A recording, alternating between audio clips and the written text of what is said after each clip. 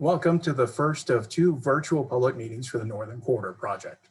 I'm Christian Van Huysen, Public Affairs Specialist for the BLM's Color Country District and the moderator for today's meeting. During this approximately 90-minute meeting, we'll provide you an overview of the different aspects of the proposed project and our draft analysis. We'll also try to answer your questions. Now, we would also like to welcome the currently 58 participants to this meeting. Now, speaking of questions, the Q&A buttons allow you to submit questions in text to our team at any point during this meeting. We'll do our best to respond to these questions. Please remember that these questions are separate from the substantive comments we are asking for you to make about the draft environmental impact statement. We'll explain shortly about how to submit those comments. Additionally, if you look at the lower portion of your screen, you'll notice a button for closed captioning. If you click on that button, you can turn on the closed captioning aspect. We've also are going to post that information in the chat box. During this meeting, only our speakers will have their microphones and video cameras active. We are working to stream this event on YouTube. Now, for those watching or listening to a recording of this meeting, please do not post questions in the comments section. We ask that you contact our staff if you have a question or submit a comment to the project if the comment period is still open.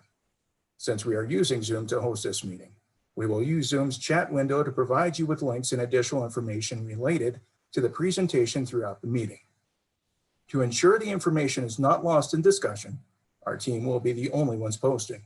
If you have the window open, you will see the name and job title posted along with some other pertinent information. We briefly talked about the difference between a question for this meeting and an official substantive comment. On screen is the email address and mailing address for you to submit those comments to help us with our analysis of the proposed project. Also, the URL for the project website is posted in the chat window. The project's website also includes information about how to contact our team if you have additional questions, or to answer any questions that we did not respond to during this meeting.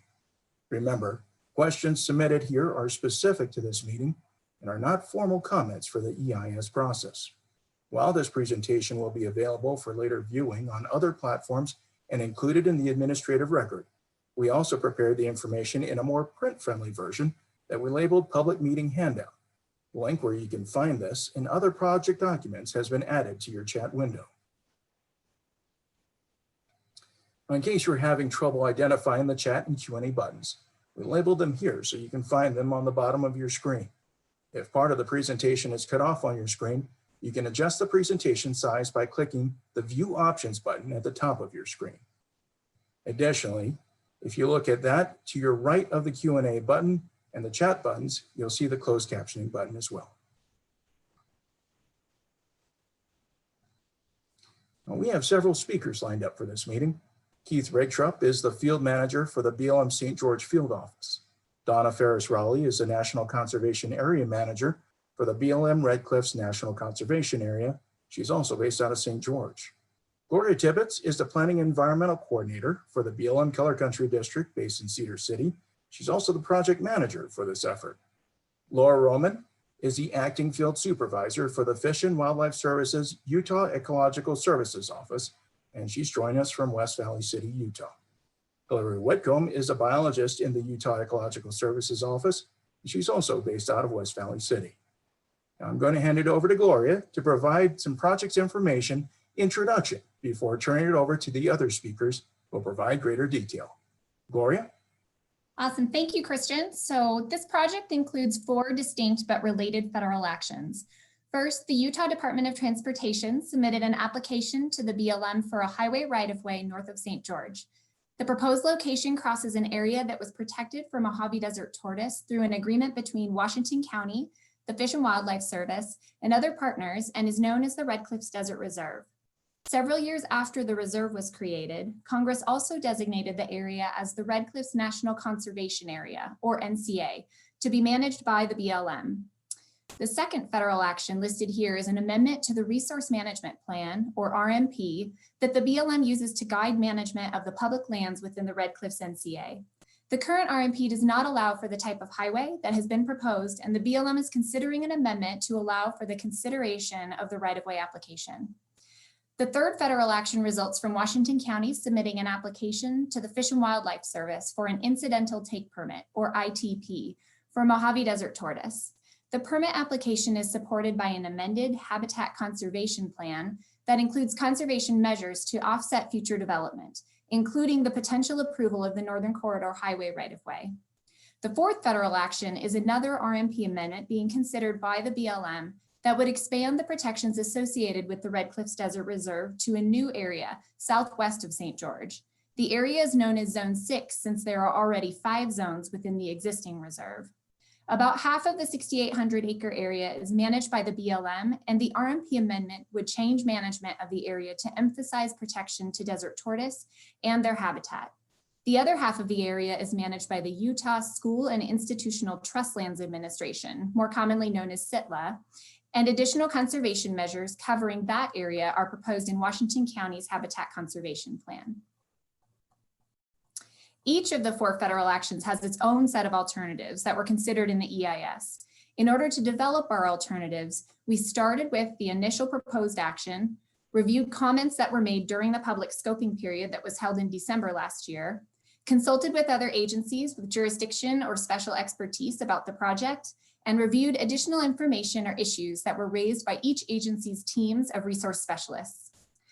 All of the suggestions were screened for feasibility, consistency with the purpose and need for the action, and other criteria outlined in BLM and Fish and Wildlife Service guidance. The resulting list of alternatives was carried forward for detailed analysis in the EIS, and we will provide an overview of each of them on the following slides. Now we'll take this opportunity to answer a few quick questions. We will have live answers to questions after each segment.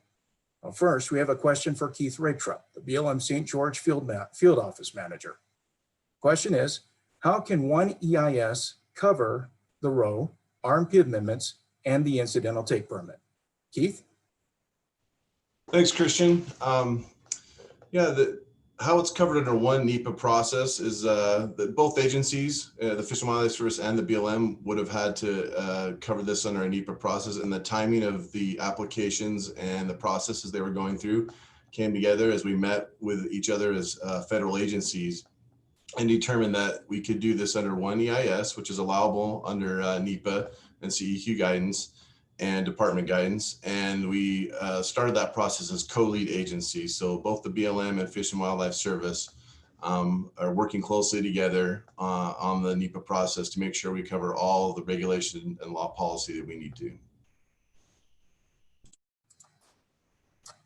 All right, well, thank you, Keith. The second question is for Donna Ferris, the manager of the Red Cliffs National Conservation Area.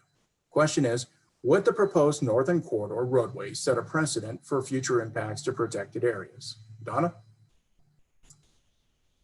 The answer would be no, because each potential application where we're talking about the Red Cliffs National Conservation Area would be considered on an individual basis and evaluated against the purposes of the National Conservation Area and conformance with the land use plan and BLM policies. So this would not set a precedent. Thank you, Donna, and thank you for those questions and answers. Up next in our presentations is Keith Raetrup. I'll go back to him right now. Keith?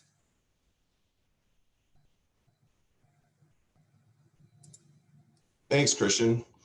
As was mentioned before, UDOT submitted an application to the BLM for a right-of-way grant on September 18th, 2018 to construct a multi-lane divided highway referred to as the Northern Corridor, crossing the Red Cliffs National Conservation Area.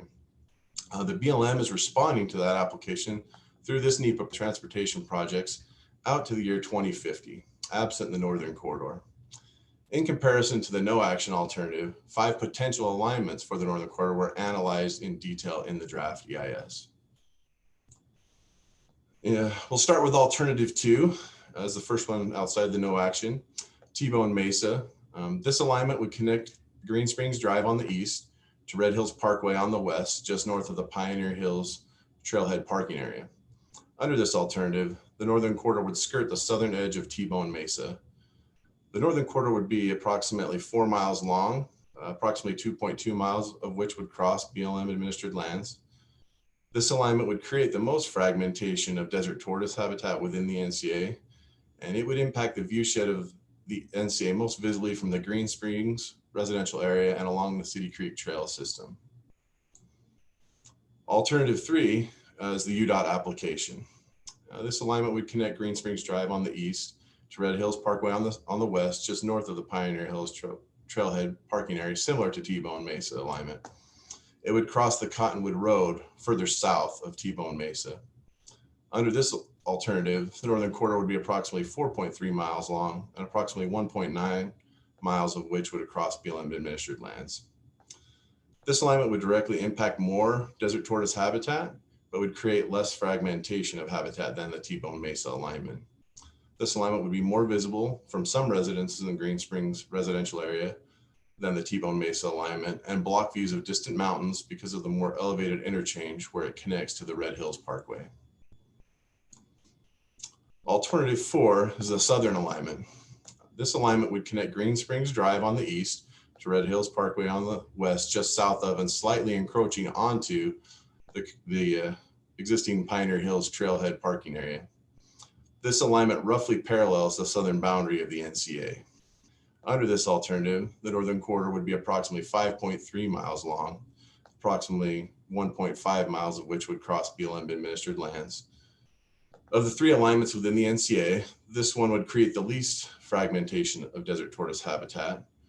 It would impact the viewshed of the NCA with increased visibility from the Green Springs residential area, dominating views from the Middleton residential area because of a bridge expected to be required east of Cottonwood Road, and introducing new transportation elements into an unmodified area viewed from Pioneer Park and trails within and outside the NCA. Alternative 5 is the Red Hills Parkway Expressway. This alignment assumes that the BLM would not issue UDOT a right-of-way grant across the Red Cliffs NCA for the northern corridor. Rather, the BLM would need to grant necessary right-of-way amendments to the City of St. George existing right-of-way for the Red Hills Parkway. This alternative would convert Red Hills Parkway into a grade-separated expressway between I-15 and Bluff Street. Improvements would include new east to north and south to west connections to I-15 to connect Red Hills Parkway directly to I-15, including an additional lane in each direction, extending most of the length between 200 East and 900 East. This alternative would also convert the existing at-grade signalized intersection at 200 East and 1000 East to grade separated interchanges with necessary modifications to the main line roadway to accommodate the new interchanges. New flyover ramps would be constructed to connect Red Hills Parkway directly to I-15. Private property along the route would need to be acquired to accommodate the expanded footprint, which may require relocation of some developed uses along the corridor. Alternative 6 is St. George Boulevard 100 South one-way couplet.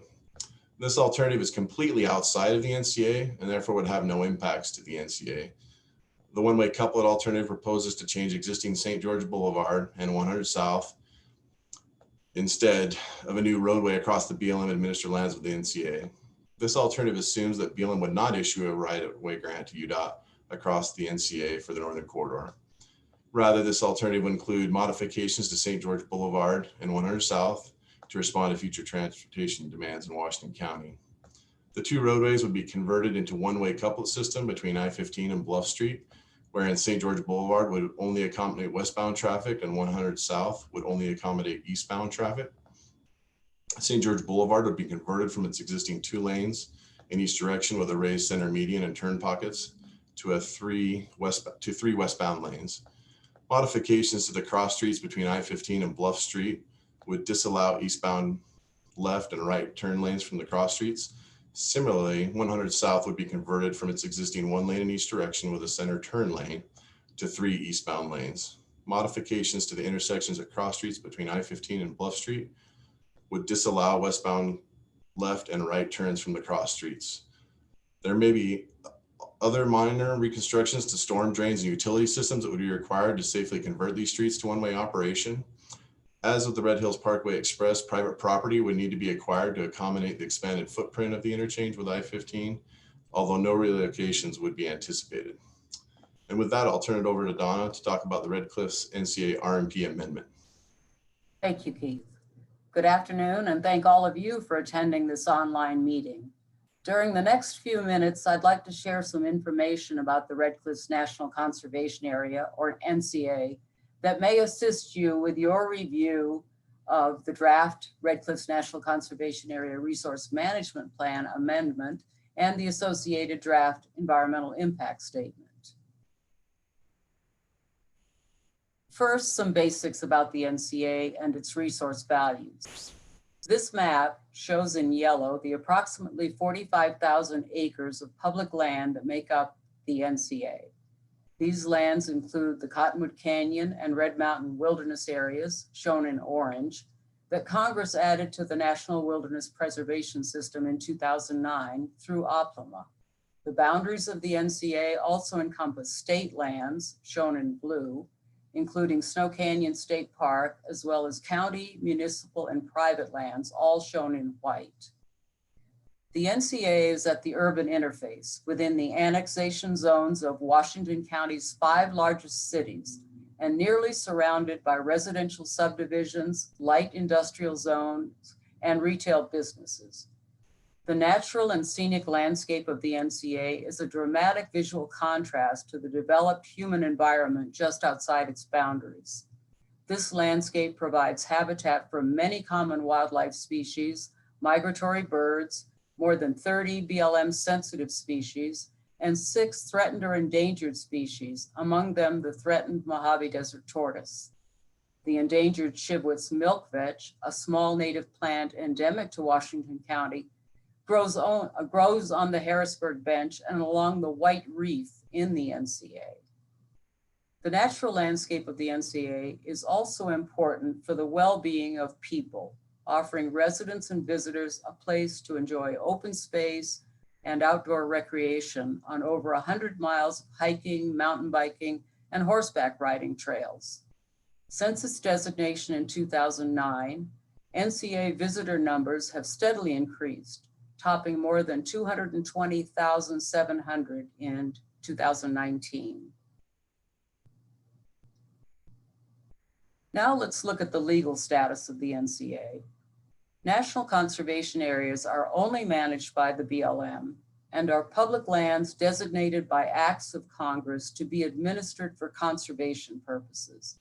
The Red Cliffs NCA was designated as a unit of BLM's National Conservation Lands System on March 30th, 2009, through Title I, Subtitle O of OPLMA. Congress identified the purposes of the NCA, as you can see them on this slide, to be the conservation, protection, and enhancement of the many resources and values of the public lands that are listed here. Congress also directed the Secretary of the Interior, through BLM, to develop a management plan for the NCA and to allow only those uses in the NCA that would further a purpose for which it was designated. In 2016, after a 6-year public planning and NEPA process, the BLM approved an RMP for Red Cliffs NCA that identified long-term management goals, objectives, and decisions designed to further its conservation purposes. The proposed Northern Corridor Highway right-of-way would not be in conformance with RMP management decisions related to the right-of-way avoidance area, the visual resource management class, and the recreation management zone objectives. To allow for consideration of UDOT's application for a highway right-of-way through the NCA, the 2016 RMP would need to be amended. As the slide shows, the alternatives developed for the RMP amendment focused only on those management decisions that needed to be modified to allow for consideration of UDOT's application. Alternatives B and C vary in the changes that would be made to the granting of rights-of-ways in the avoidance area. These 2 alternatives would change the visual resource management class designation from Class 3 to Class 4 within the proposed right-of-way corridor. Management under Class 4 objectives would be consistent with the changes to the natural and generally undeveloped NCA landscape that would result from the construction of a multi-lane highway and above-ground utilities. Alternatives B and C would also modify the recreation management zone objectives from a front country to a rural zone designation along the proposed right-of-way corridor. Rural zone designations are appropriate for public lands that are adjacent to urban interface, busy roadways, and high-use trailheads.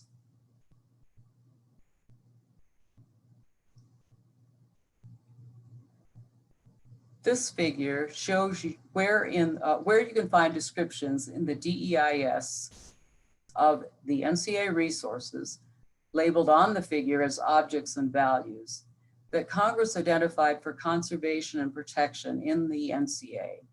The descriptions are followed by an analysis of the potential environmental impacts that could result from the approval of a Northern Corridor right-of-way within the alternative alignments included in the DEIS and from the proposed NCA amendment alternative. And Christian will take it from here. Thank you, Donna.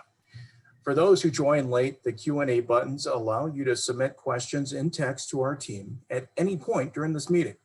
We will do our best to respond to those questions. Please remember that these questions are separate from the substantive comments we are asking for you to make about the draft EIS. We will explain shortly about how to submit those comments. During this meeting, only our speakers will have their microphones and video cameras active. We are working to stream this event on YouTube, and for those watching or listening to a recording of this meeting, please do not post questions in the comments section. We ask that you contact our staff if you have a question or submit a comment to the project if the comment period is still open. Since we are using Zoom to host this meeting, we will use Zoom's chat window to provide you with links and additional information related to the presentation throughout the meeting. To ensure the information is not lost in discussion, our team will be the only ones posting. If you have the window open, you'll see my name and job title posted. Additionally, this presentation is being closed captioned, and the closed captioning button is on the bottom of your screen, right of the Q&A button and the chat button as well. Now, we briefly talked about the difference between a question for this meeting and an official substantive comment. On screen is the email address and mailing address for you to submit those comments to help us with our analysis of the proposed project. Also, the URL for the project website is posted in the chat window. The project's website also includes information about how to contact our team if you have additional questions, or to answer any questions that we did not respond to during this meeting. Remember, questions submitted here are specific to this meeting and are not formal comments for the EIS process. While this presentation will be available for later viewing on other platforms and included in the administrative record, we also prepared the information in a more print-friendly version that we labeled Public Meeting Handout. The link where you can find this and other project documents has been added to your window. In case you're having trouble identifying the chat and Q&A buttons, we labeled them here so you can find them on the bottom of your screen. If part of the presentation is cut off on your screen, you can adjust the presentation size by clicking the View Options button at the top of your screen.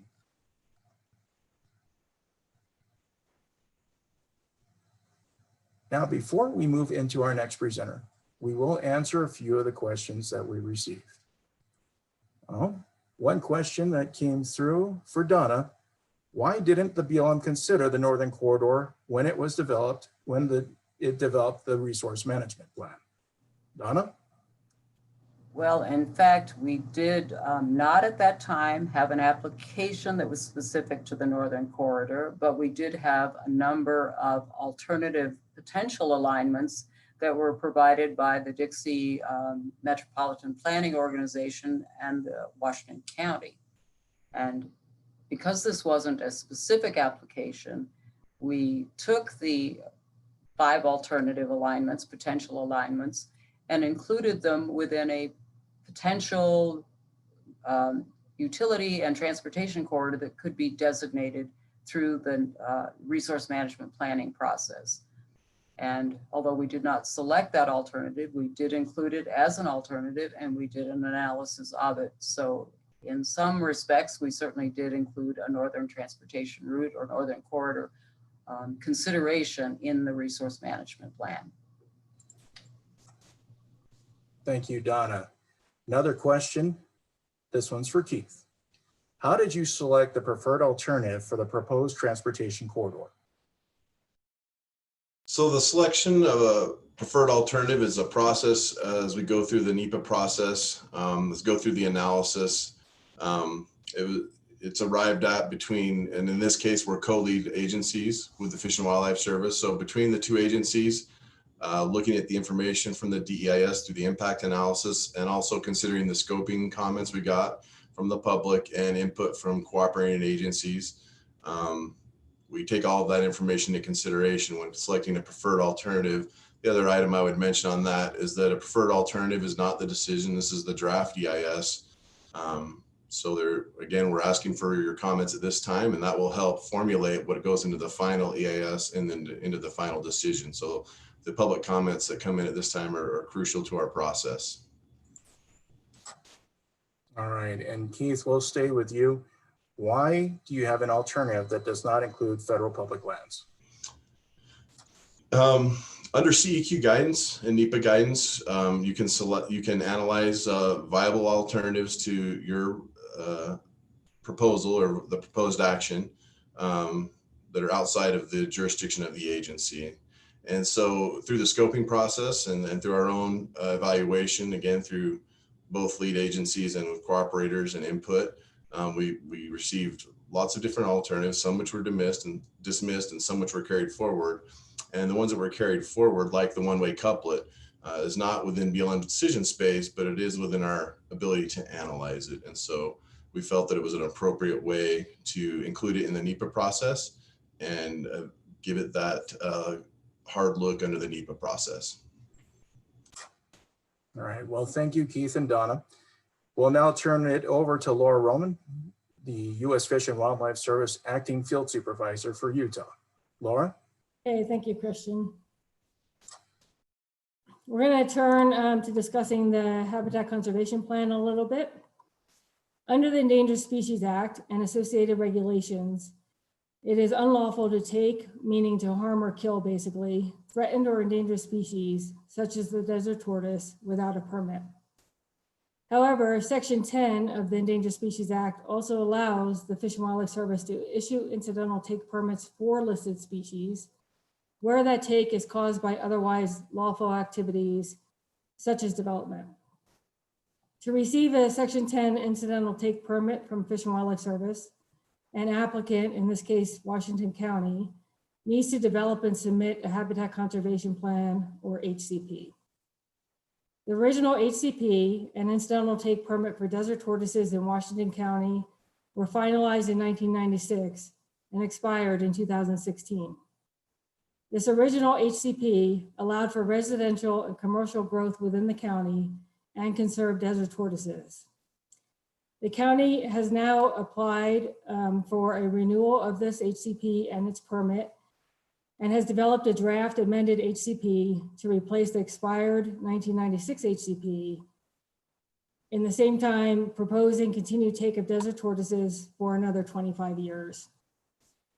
The Fish and Wildlife Service is responsible for the decision of whether to issue an incidental take permit to Washington County under Section 10 of the Endangered Species Act based on this amended HCP. The original 1996 HCP and incidental take permit allowed for residential and commercial development and associated take of desert tortoises within the Upper Virgin River Recovery Unit for the species in Washington County. This is known as the permit area and is really shown in the center of this map with delineated occupied and suitable habitat in orange and yellow colors, respectively.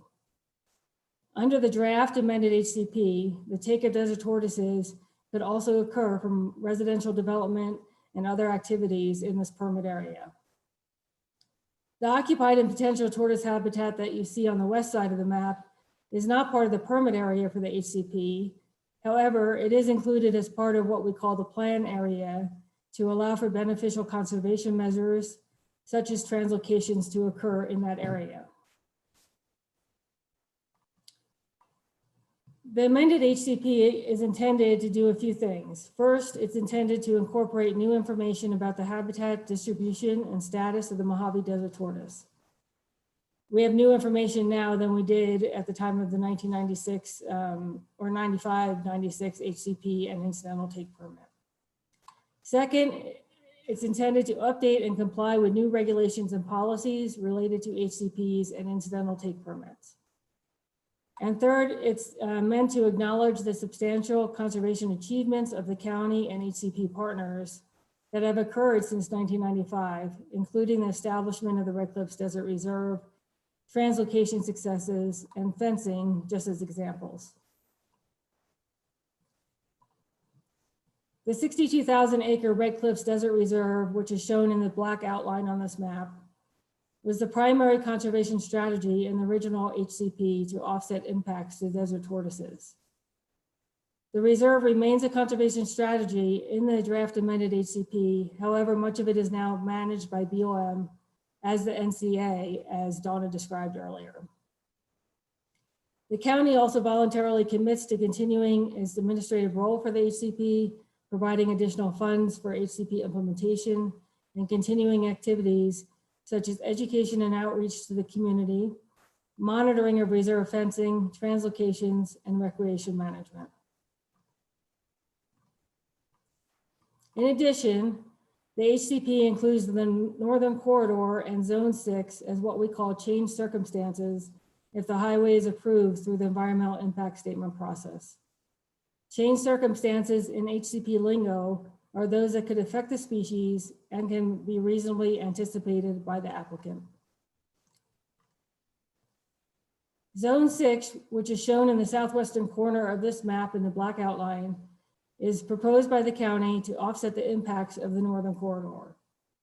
Zone 6 is approximately 6,813 acres, of which about half are BLM managed lands and half are owned by the Utah School and Institutional Trust Lands Administration.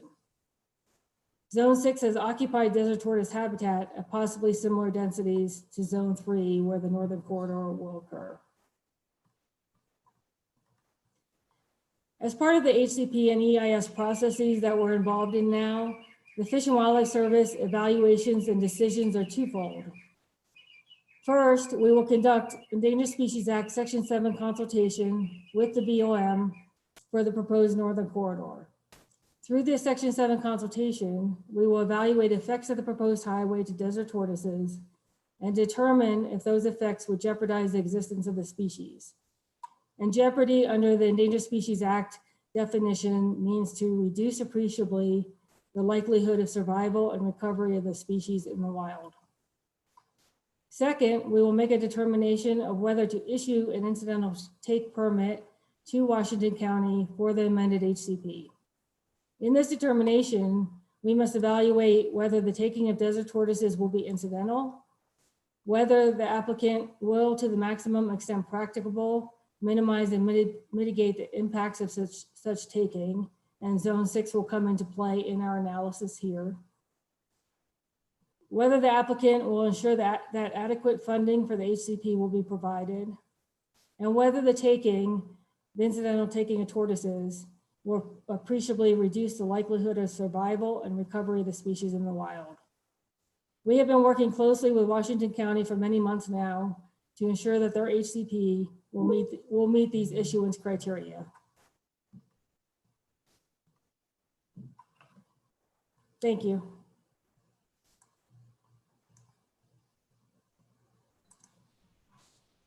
Keith, we'll turn it over to you.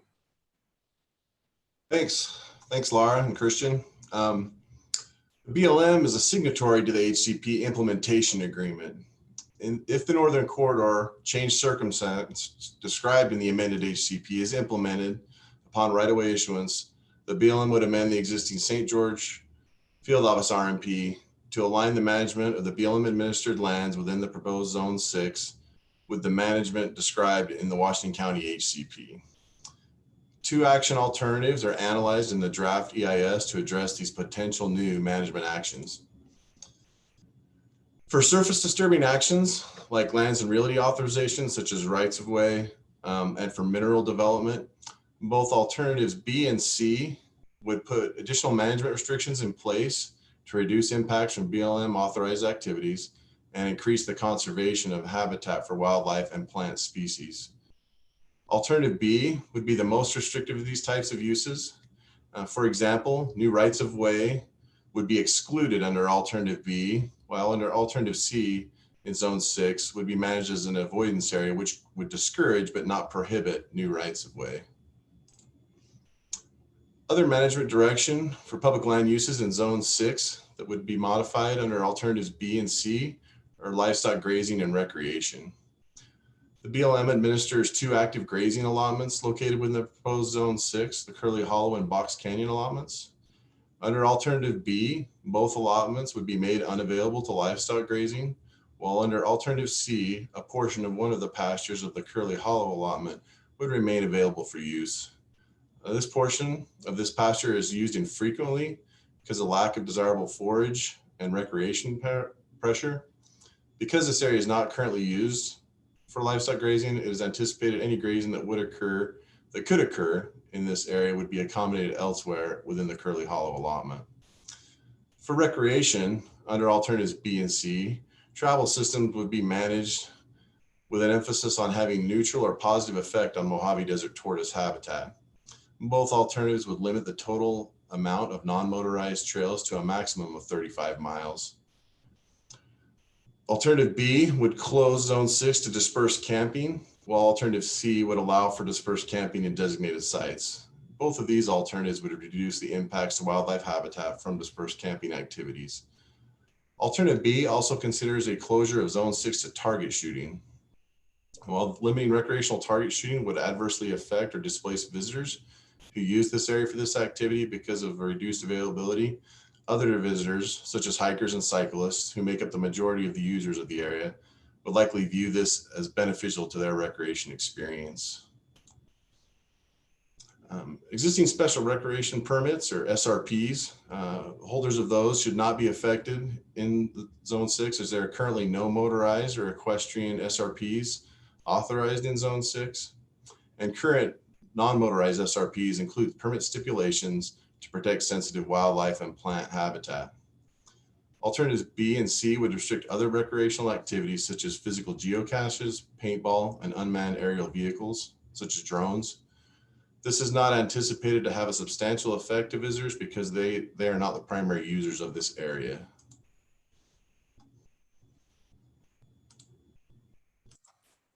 Thank you, Keith and Laura. For those of you who are just joining us, we're glad to have you and have you with us. For those of you who have been with us, thank you for staying with us. Currently, we have 91 participants in the meeting. Now, for those who joined late, the Q&A button allows you to submit questions in text to our team at any point during this meeting. We will do our best to respond to those questions. Please remember that these questions are separate from the substantive comments we are asking for you to make about the draft environmental impact statement. We will explain shortly about how to submit those comments. During this meeting, only our speakers will have their microphones and video cameras active. We are working to stream this event on YouTube. And for those watching or listening to a recording of this meeting, please do not post questions in the comments section. We ask that you contact our staff if you have a question or submit a comment to the project if the comment period is still open. Now, since we are using Zoom to host this meeting, we'll use Zoom's chat window to provide you with links and additional information related to the presentation throughout the meeting. To ensure the information is not lost in discussion, our team will be the only ones posting. If you have the window open, you'll see my name and job title posted, along with some other information. Additionally, if you look at the bottom of your screen to the right of the Q&A button and chat button, you'll also notice that there is a closed captioning button. This meeting is being closed captioned, and that is available for those who are hearing impaired. Now, we briefly talked about the difference between a question for this meeting and an official substantive comment. Now, on screen is the email address and mailing address for you to submit those comments to help us with our analysis of the proposed project. Also, the URL for the project website is posted in the chat window. The project's website also includes information about how to contact our team if you have additional questions or to answer any questions that we did not respond to during this meeting. Remember, questions submitted here are specific to this meeting and are not formal comments for the EIS process. Now, while this presentation will be available for later viewing on other platforms and included in the administrative record, we also prepared the information in a more print-friendly version that we labeled Public Meeting Handout. Link where you can find this and other project documents has been added to your chat window. In case you're having trouble identifying the chat and Q&A buttons, we labeled them here so you can find them on the bottom of your screen. If part of the presentation is cut off on your screen, you can adjust the presentation size by clicking the View Options button at the top of your screen. And just as we discussed just a little earlier, to the right of that Q&A button, you'll likely find that closed captioning button. And if you click on that, your closed captioning will start appearing. Now, before we move into our next presenter, let's answer a few of the questions we've received. The first question is for Keith. Will there be any kind of revisit to and/or potential amendment to the draft EIS stemming from the impacts from the Turkey Farm Road fire? Keith?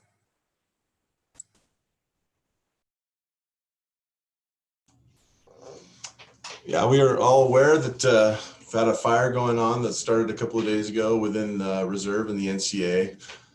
So again, that's information that we will consider as we move forward through the draft. That information wasn't in there, but what was in there is that this area has burned over several times in the past, and that information was all included in the EIS. So we will look at that information as we move forward to the final EIS to update and evaluate any changes that would make to our analysis as we move forward. Fantastic. Thank you, Keith. This follow-up question is for either Keith or Laura.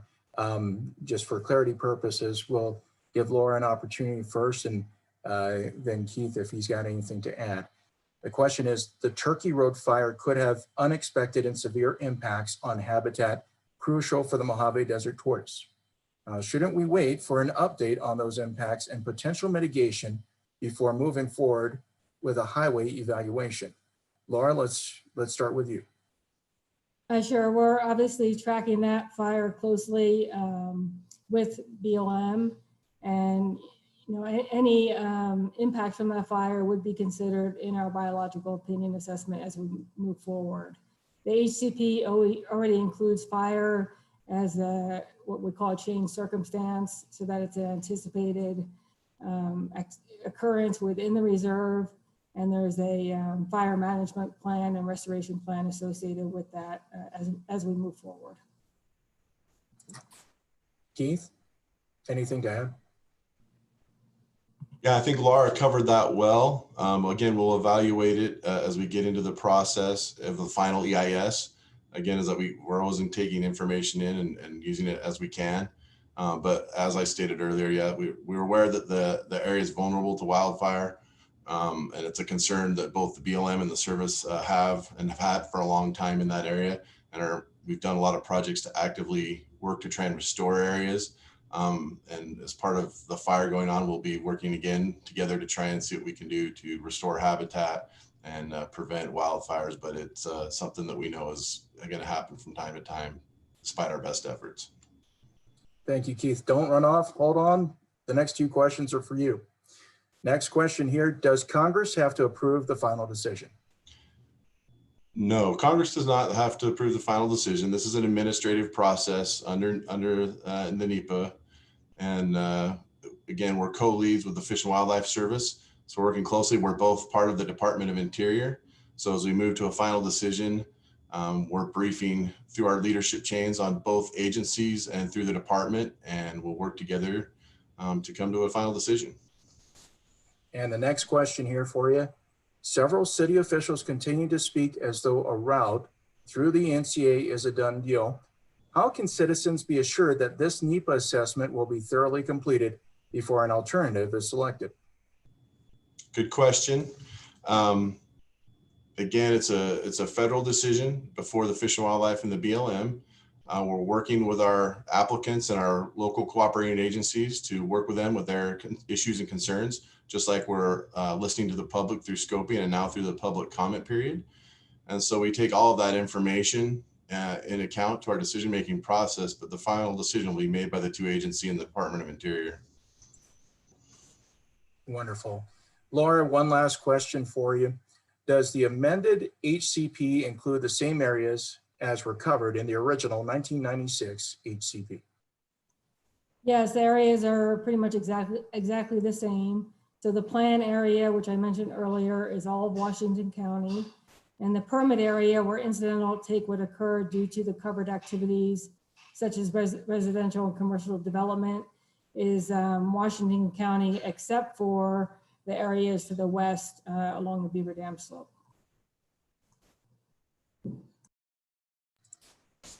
Fantastic. Well, thank you, Laura and Keith. Coming up next, well, now that we've introduced you to the major aspects of the project, the next several slides will walk through how some of the resources may be affected. Well, this is just a summary of some of the resources that were of most interest during the scoping period, but the draft EIS provides more detailed information on all of the resource impacts expected from the project. First, we received quite a few comments relating to how the proposed highway may impact Mojave desert tortoise. Now, here you can see 4 of the row alternatives and where they would be located in relation to known density areas for desert tortoise populations. The red indicates the areas of most density. You can see that alternative 2, otherwise known as the T-bone mesa alignment, in the top left. Oh, this would likely avoid the area of the most density. However, it would fragment the most habitat of all of the alternatives, essentially cutting it off from the larger habitat areas north of the new corridor. Mitigation is being considered to allow passage under the roadway that would maintain some level of connectivity between the areas north and south of the new road. You can see how the other alignments compare with location relating to tortoise density, as well as the amount of habitat that would be fragmented. Alternative 5, well, that's in the bottom right corner, follows an existing corridor, which drastically reduces the amount of habitat that is directly and indirectly impacted by the proposal. Alternative 6, the one-way couplet, is not shown, since there are no impacts to desert tortoise related to that alternative. Next, several commenters asked about impacts to existing recreation resources in the Red Cliffs NCA if the highway is constructed. The table provides a number of trails impacted by each alternative, as well as the mileage that would fall within the new road. You can see on this map that alignments crossing the NCA would intersect with some of the existing trails on federal and non-federal lands. The highway design proposal includes a paved hike and bike trail on one or both sides of the highway. If the proposed row is approved, the BLM would work with UDOT to determine on a case-by-case basis whether existing trails would be rerouted, connected to the new hike and bike path, or pass under the new roadway. Now, this table provides a comparison of the number and types of cultural resources that have been documented within or immediately adjacent to the alignments identified as alternatives 2 through 5 in the DEIS. Now, these resources include prehistoric sites, historic period sites, and multi-component sites which contain evidence of use during prehistory and during the historic period. Red Hills Parkway, St. George Boulevard, and 100 South have buildings and structures located along them that were constructed prior to 1975 and are identified in this table as historic structures. The draft EIS provides an analysis by alternative of the potential direct and indirect impacts that could result from the authorization of a right-of-way for the Northern Corridor Highway. The next few slides provide some visual simulations of how the proposed Northern Corridor Highway may look at different locations. These are labeled as key observation points, or KOPs, within the NCA. The slides are limited to alternatives 2, 3, and 4, as alternatives 5 and 6 would only involve changes to existing roadways. On the left side of each slide is a map showing where the photo points were taken along each alignment and the direction that photographer was facing. Well, this slide shows what the proposed highway within alternative 2, known as the T-bone mesa alignment, could look like from a point on the T-bone trail, the Mustang Pass trailhead near the Green Springs residential area, and where it would tie into the existing Red Hills Parkway with a new interchange. Well, this next slide follows the same format for alternative 3, the UDOT application alignment. Now the photos are looking at the new interchange that would be constructed to tie into Red Hills Parkway, a KOP point along the Cottontail Trail, and a KOP point from the Ice House Trail at the eastern end of the proposed alignment near where it would tie into the new segment of the Washington Parkway through the Green Springs residential area. This last slide shows the KOP photo points for alternative 4, the southern alignment, showing how the Northern Corridor Highway could look at 3 locations. It starts with a point along the Pioneer Rim Trail, then a view of one of the bridge structures that may be visible from the Middleton residential area, and finally a view of the connection with Red Hills Parkway that could be seen from the City Creek Trail. Keith Rigtrup will now describe the socioeconomic impacts related to the Northern Corridor Highway alignment alternatives. Go ahead, Keith.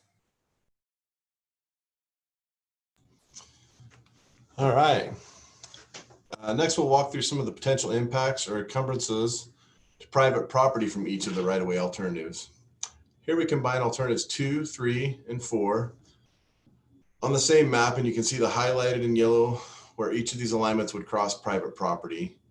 In the bottom right of your screen, the table provides some basic information about how many individual parcels are crossed and the total acreage of private property that would be encumbered by the new right-of-way under each of these alternatives. This slide provides similar information for alternative 5, the Red Hills Parkway Expressway. There should be no impacts to private property for most of the alignment, but the footprint of the road would expand at the eastern end to accommodate a new ramp structure at Skyline Drive. The conversion to the expressway design between Skyline and I-15 and a rebuilt interchange to connect with I-15. Again, the footprint of the necessary right-of-way is highlighted in yellow. The table shows the acres of full and partial acquisitions and relocations. Full acquisition would be necessary where the footprint encumbers so much of the property or limits access to the point that it would no longer be functional for its current usage. Partial acquisitions would be needed, and it would be necessary when only a small portion of the larger parcel would be needed, and it wouldn't hinder the overall use of the property. Relocations would be necessary if a structure would be directly impacted by the expanded footprint. For alternative 6, the one-way couplet, partial acquisitions would be necessary only where the interchange would be rebuilt to connect with I-15. No full acquisitions or relocations would be necessary for this alternative, and no widening would take place along either St. George Boulevard or 100 South.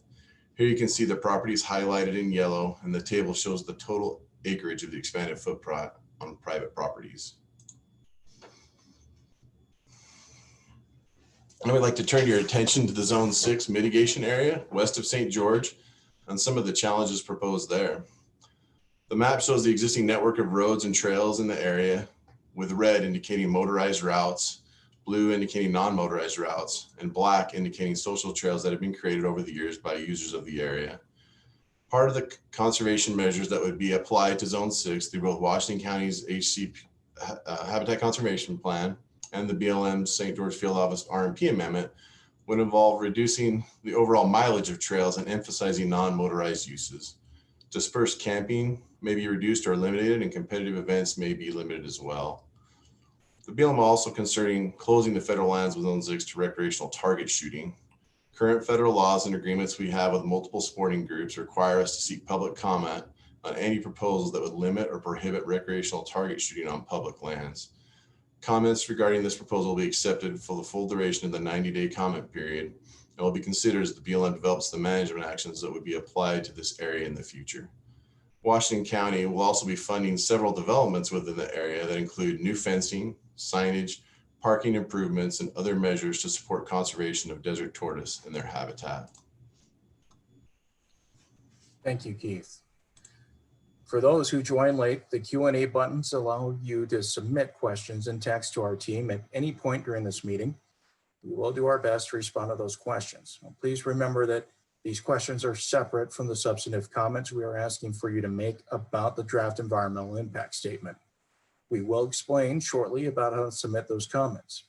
And during this meeting, only our speakers will have their microphones and video cameras active. We are working to stream this event on YouTube, For those watching or listening to a recording of this meeting, please do not post questions in the comments section. We ask that you contact our staff if you have a question or submit a comment to the project if the comment period is still open. Now, since we're using Zoom to host this meeting, we will use Zoom's chat window to provide you with links and additional information related to the presentation throughout the meeting. To ensure the information is not lost in discussion, our team will be the only ones posting.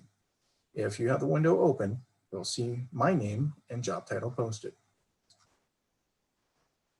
Now, we briefly talked about the difference between a question for this meeting and an official substantive comment. On screen is the email address and mailing address for you to submit those comments to help us with our analysis of the proposed project. Also, the URL for the project website is posted in the chat window. The project's website also includes information about how to contact our team if you have additional questions or to answer any questions that we did not respond to during this meeting. Remember, questions submitted here are specific to this meeting and not formal comments for the EIS process.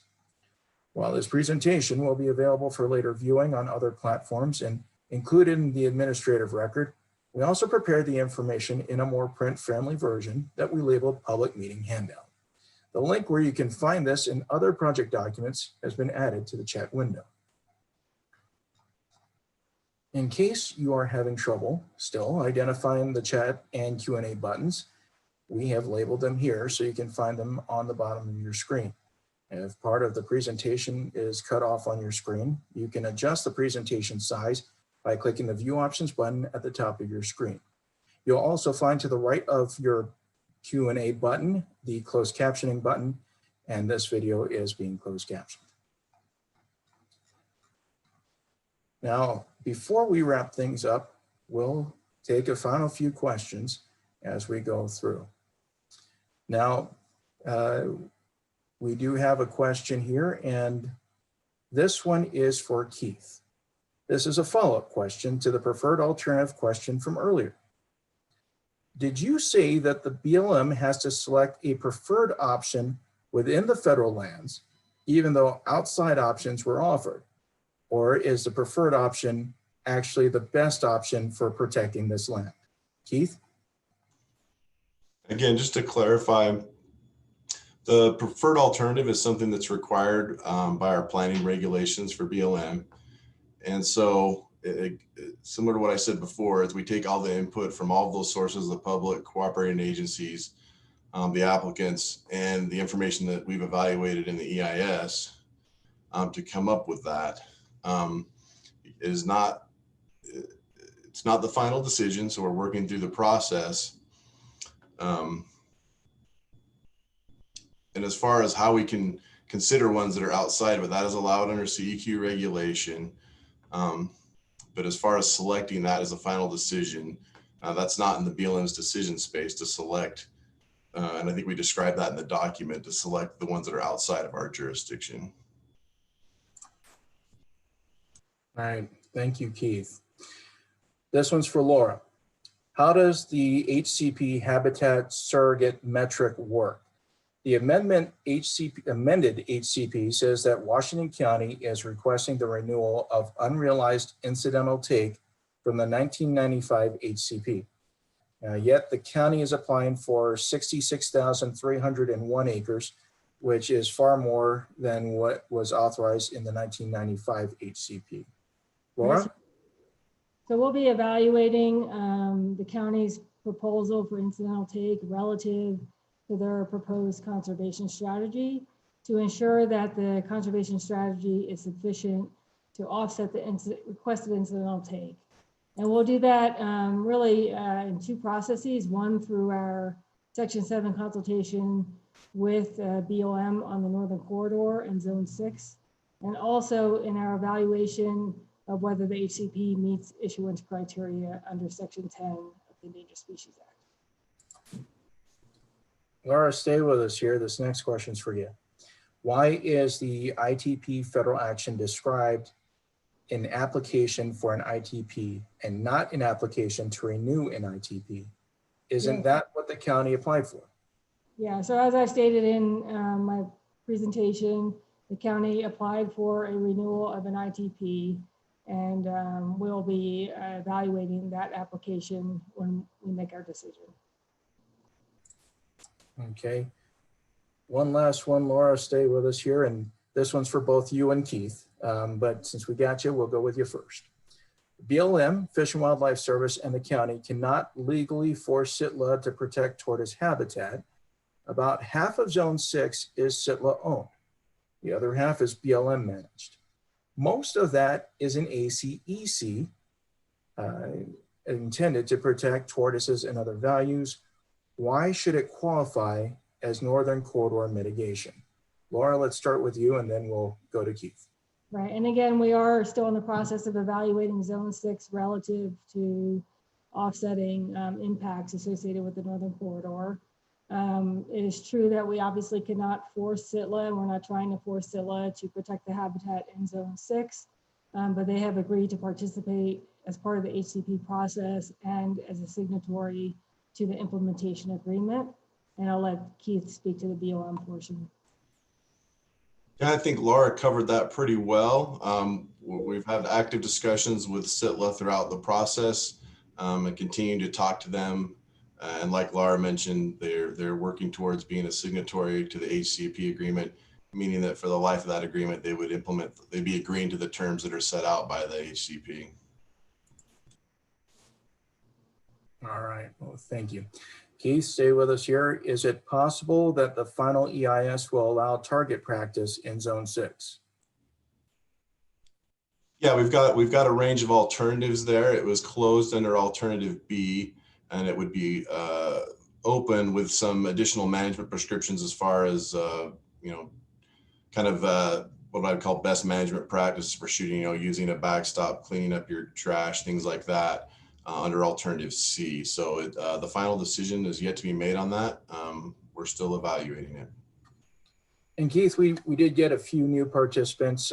This one's going to sound like a repeat question, but we want to make sure all of our viewing audience has the opportunity and benefit from your knowledge. Does Congress have to approve the final decision? Yeah, no, this is not a congressional issue at this point.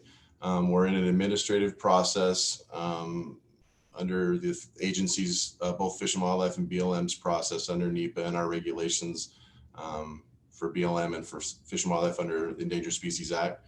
So no, although in the past legislation had been proposed regarding this area, none of that legislation was passed, and there's no congressional action pending in regards to this issue. Laura, this question's for you. Why were some of the covered activities in the 1996 HCP not carried forward in the amended HCP? Yeah, so because of new policies and regulations, I think we talked to the county about what's really expected now in an HCP process. And really we're looking for activities that are likely to cause incidental take of desert tortoises and activities that the county is actually in some control of through permitting processes. And so we narrowed that list a little bit for this HCP, but I don't think it'll have any implications for ongoing activities in the county. All right. Let's see what the next question is coming up. Keith, we're falling back to you. You're getting a lot of airtime. So would the trails in Zone 6 be closed right away as part of this project? And how will we know which ones we can still use? Good question. They would not be closed right at the conclusion of this process. That would kind of, like I mentioned in my presentation, it would set a cap of 35 miles. As far as which routes and how that would work, we're actually developing a travel management plan for the field office that would cover as well in Zone 6. And we would work with the Fish and Wildlife Service and the county on how that would move forward. And then that travel management plan would also be a public process where we will put out a draft environmental assessment related to that. So the public will have an opportunity when that NEPA document is out for comment to look at the alternatives we considered for the routes within Zone 6, as well as for the entire field office area. Fantastic. And Keith, stay with us here. What happens if And I guess, both you and Laura can chime in here. What happens if the HCP and the RMP decisions do not agree? Sure, I'd be happy to start with that and then hand it to Laura. As we've been talking about this entire presentation, we're co-lead agencies. And even though we have different missions, we're under the same department. We're both under the Department of Interior, and we have a great working relationship between the BLM and St. George Field Office and Laura's office with the service because of the many issues we have in Washington County. So we work constantly together to address those concerns. And so I think we're going to work as best we can as partners to try and come to a decision that will work. And if there's any issues with that, it'll get sorted out through that briefing process as we move forward to a final EIS and a decision. I agree with Keith. I don't really have anything to add together. We're working very closely together on this. All right. Laura, while we've got you, is the desert tortoise the only species covered in the HCP? Yes, it's the only listed species covered in the HCP. There are the endangered and threatened plant species. There's 5 of them in the plan area for the HCP. They're not considered covered species, but they're species for which the county is offering some voluntary conservation measures. All right. Donna, we're coming back to you. We're headed your way. How would off-road vehicle access be limited from the proposed corridor into the reserve? And is a larger fence included in the proposed right-of-way? So the Red Cliffs National Conservation Area, in part by virtue of the legislative language of OPLMA, indicated that that non-motorized uses that motorized uses would be limited to specific designated routes and roads and trails. So the area has been managed as essentially non-motorized as far as the trail use. It would be expected that were this highway to be authorized and a trail put along the sides, either side of the proposed highway, that use would be managed also as non-motorized. And certainly most highways are fenced to keep wildlife off, and any trail that would be constructed along the highway would also no doubt be fenced away from the traffic. All right. Thank you, Donna. Laura, how can incidental take be determined if we don't know how many Mojave Desert tortoises deaths have occurred due to this current fire? So first of all, the incidental take in the new HCP is going to be based on habitat acres rather than numbers of tortoises. And for our biological opinion, we would make a conversion of those habitat acres to number of tortoises. Obviously, we don't have final information yet from this fire, but once we do, we can incorporate that information into our analyses. Keith, does the High Desert Trail go through Zone 6? I'll have to double check that, but I'm almost certain that it doesn't. I believe it's further out to the west. Again, part of our travel planning process, and as part of OPLMA in the legislation directed BLM to consider that as part of our travel management plan. And for those who are not familiar, the High Desert Trail would be a trail system connecting through BLM lands, Forest Service, other jurisdictions to connect to I think the Paiute Trail and others. So that's something that we're looking at in our travel management plan, but I'd have to double check on that question for sure, but I think it's further out to our west. Fantastic. Let's take a moment here and take a look and go back to our specialists here. And Laura, what would happen to private land held in Zone 6? There's very little private land in Zone 6. I can't remember the acreage offhand, but we would only purchase that land, or somebody would only purchase that land if there was willing sellers. There's I think there's about 42 acres of private land and 70 acres of UDOT owned land there. Keith, as we're talking about privately held land in Zone 6, could you tell us a little bit about some of what BLM has done to acquire the private inholdings within the Red Cliffs NCA? Yeah, there's been a long history of that. Obviously, since the original HCP was signed back in '96, where BLM is a signatory to that implementation agreement, worked to acquire the inholdings. So over the years, there's been many acquisitions.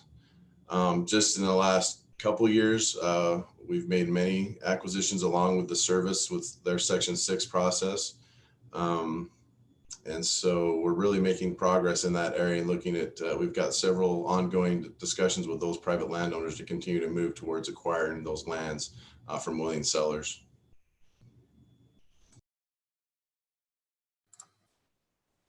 All right.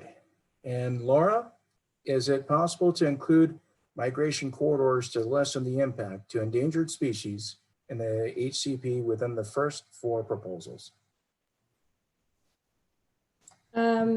We are working separately on more of a county-wide basis to identify travel corridors for tortoises, which I think will be important for long-term recovery. Specific to the Northern Corridor project, we've been talking with the applicants and also BLM about the possibilities, and the county has also proposed including culverts and viaduct spans along the highway corridor to assist with some of that connectivity. Thank you. Laura, could you talk a little bit about some of the efforts Fish and Wildlife Service have put into ensuring into the work that has gone in on this project? Can you clarify that question a little bit? I'm sorry. Sorry. Could you, well, actually, we have another question popping up on top of that one. So let's go to the next one. We'll go to Keith and then we'll come back to you, Laura.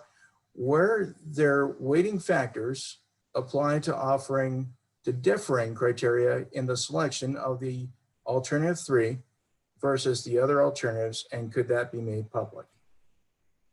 And Keith, if you need me to repeat the question, I'm more than happy to do so. No, I think I've got it. I think I answered earlier how we came up with it. As far as can it be made public, it's all the information that goes into this decision-making process is compiled in what's called the administrative record. And that eventually will be made public as part of the process as we move forward to a decision.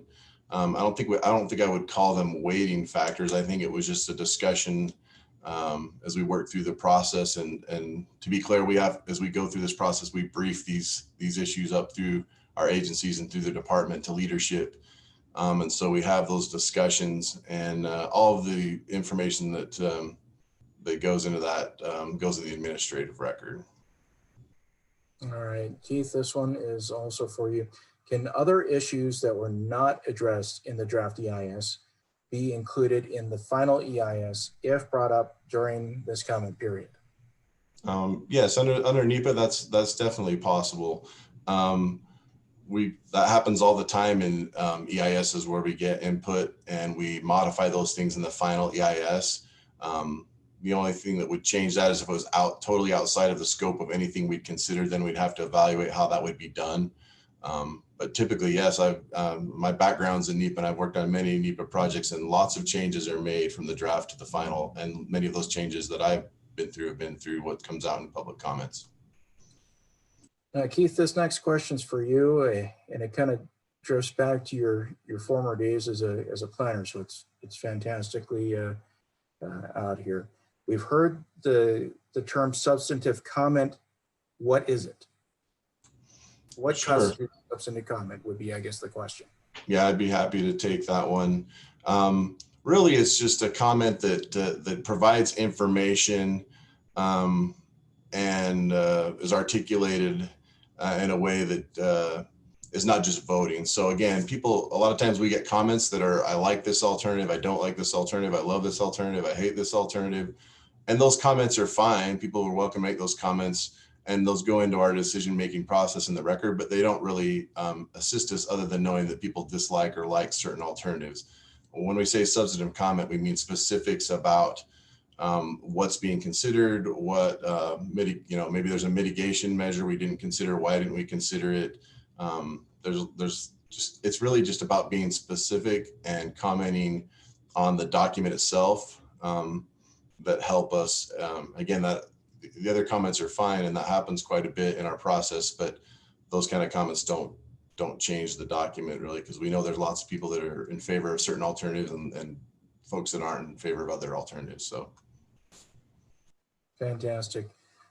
Keith, you're a popular man. So here's the next one. Is it necessary for the BLM to independently vet the applicant's transportation demand modeling and associated data? And did they do so? So if I call it independently vetting, but the modeling process that's done and was used by the contractor. So we haven't really addressed that issue, but obviously it's not just the agencies. We have a large team of contractors that are helping with this project and the models and everything that they're using as far as the traffic. And I'm not the expert in that, so I'm wading into a little bit of other people's territory. But the models that they're using have been vetted. The information comes from sources like from UDOT, who has traffic information, the NPO down here that has traffic information. The projections for future population growth would come from the governor's office. And those processes and models have all been challenged in court and other highway projects and whatnot, especially to refer to the Wasatch Front. I mean, you've got Legacy Highway, other things like that. So the modeling and the process they go through have all been through litigation and things that have impacted those things and how they work. This one is for Donna or Keith. Could you talk about the impact of several alternatives joining the Red Hills Parkway? Well, I'll certainly try that one. Yes, the alternatives do end, joining the Red Hills Parkway, but clearly not all of them would be selected. So there would really only be the single effect or impact of one alternative joining Red Hills Parkway of those alternatives across the NCA. Red Hills Parkway obviously is an existing road, and the one-way couplet would not affect that.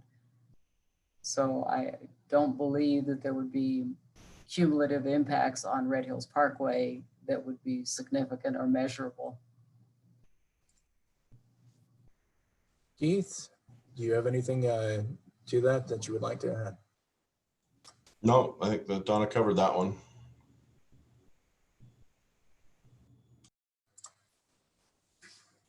Keith, Donna, and Laura, if you'd like to take this opportunity right now, is there anything that you would like to highlight from this presentation? Do you want me to start? Go ahead. By all means, Keith, go ahead. Sure. I already had my camera on, so I'll jump in. No, I just appreciate this opportunity to visit with the public, albeit in a unique and new way that we're all kind of getting used to with the current situation. And so we appreciate being able to reach out and to answer questions and to present information. It's obviously very different than what we're used to when we would hold an open house and be able to talk to people face to face. So I don't think I would stress any one issue. I just say thanks for your time and participating. And if folks have specific questions that they want answered, my staff and I are absolutely available and through email and phone calls and things like that to answer questions. So we definitely want to be able to help the public and give them the information they need to make those substantive comments we talked about before the comment period closes.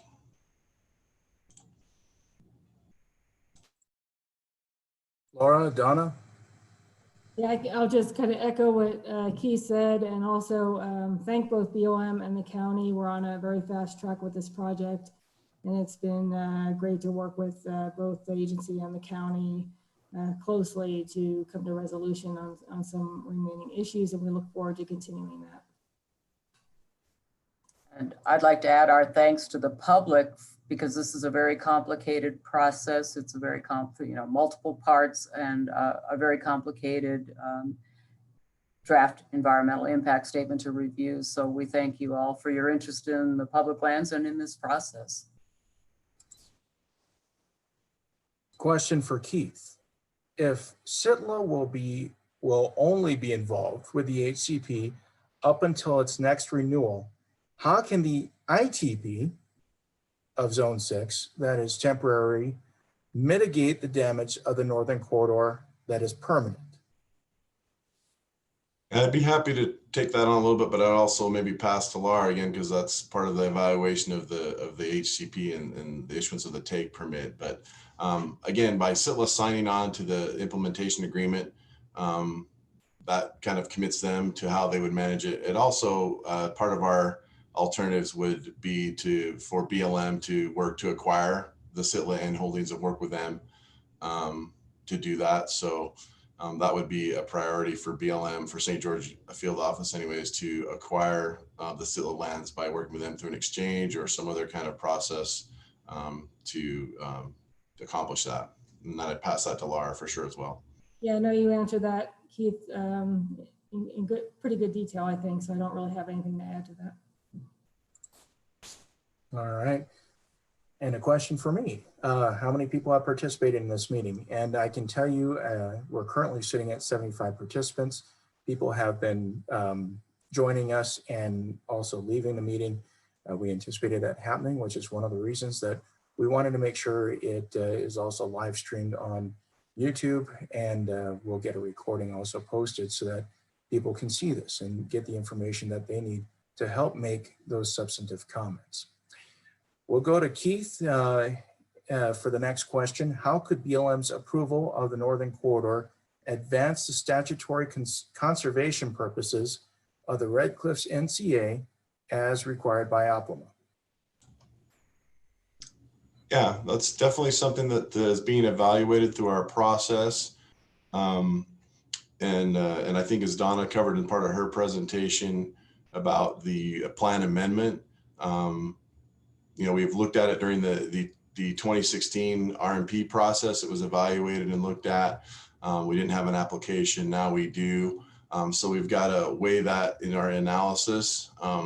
There's also other sections of APLMA, that one particular Red Cliffs that talked about the development of utilities as well, that people can look at, that's in the law, that talked about the development of utilities for the city of St. George and Washington County.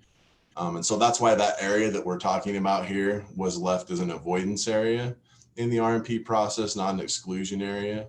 And so again, it's something that we'll evaluate and see how we deal with it as we move to a final decision. Fantastic. Thank you, Keith.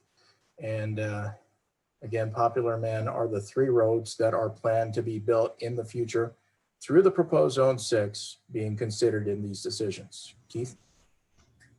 Yeah, and I think I know what the questioner is asking about. So I know for one, for sure, would be the Western Corridor. I'm assuming that is on the long range plans. And again, I would defer to our friends at the MPO that know much more about it, because it's their planning process, the regional planning office here, of how transportation goes in Washington County. But the Western Corridor is the big one.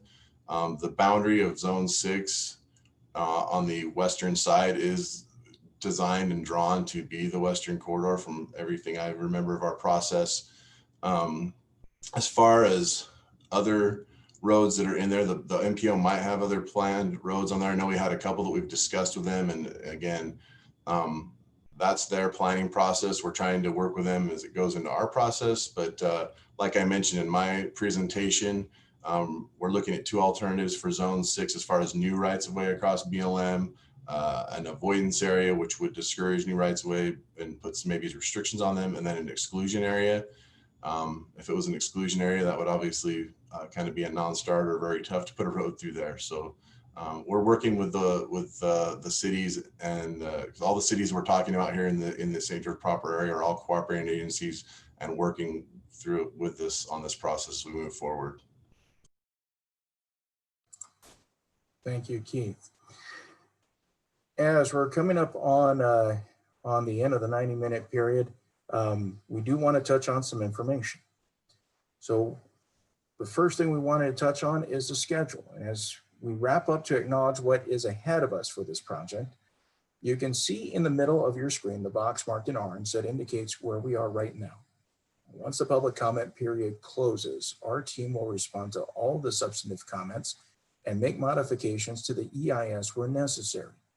And we will produce a final environmental impact statement and proposed RMP amendments and the final HCP that we anticipate will be ready for publication in late fall or early winter this year. The publication of these documents will kick off a 30-day public protest period and the governor's consistency review for the 2 RMP amendments. Once we have received all protests, and if we are able to resolve them, the BLM and Fish and Wildlife Service will issue records of decision. And finally, just as a reminder, the public comment period for the draft EIS, draft RMP amendments, draft HCP, and the proposed shooting closure will end on September 10th. So please submit your comments to our project email address or the BLM St. George Field Office address, both listed on the right side of the screen. I can also be reached if you have questions at the phone number listed here or at the project email address. If your question wasn't answered, or if you have additional questions, please contact Gloria Tibbetts. She was with us at the start of the presentation, our project manager, at the email or phone number on your screen. We appreciate your participation in this online meeting. We will have another meeting on July 21st. You will need to register for that meeting. This registration that you signed up for this meeting is only good for this meeting. So please go back to that project website and register for that particular meeting. We'll also stream it on YouTube. Well, thank you very much. And for the entire team here, we appreciate your participation and wish you a good day.